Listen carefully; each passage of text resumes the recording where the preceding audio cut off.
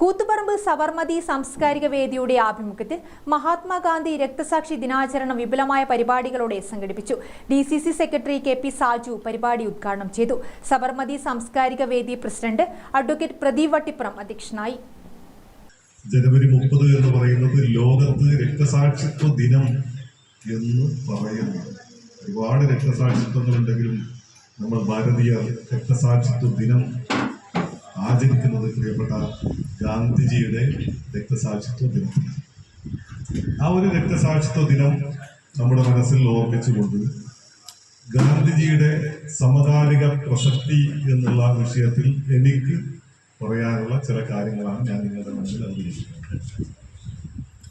ഏറ്റവും പ്രധാനപ്പെട്ടത് ഇന്ന് നമ്മൾ രാഷ്ട്രീയത്തിൽ കാണുന്നത് സന്യാസത്തിൽ നിന്ന് നല്ല രാഷ്ട്രീയത്തിലേക്ക് വന്ന് എന്താണ് ചെയ്യാൻ സാധിക്കുക എന്നറിയുന്ന ഒരു സമൂഹത്തെയാണ്. സന്യാസത്തിൽ നിന്ന് രാഷ്ട്രീയത്തിലേക്ക് വരിക.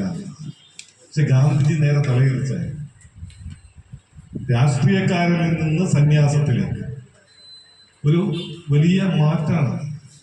ഗാന്ധിജിയുടെ സമകാലിക പ്രസക്തി എന്ന് പറയുന്നത് തന്നെ എനിക്ക് തോന്നുന്നു.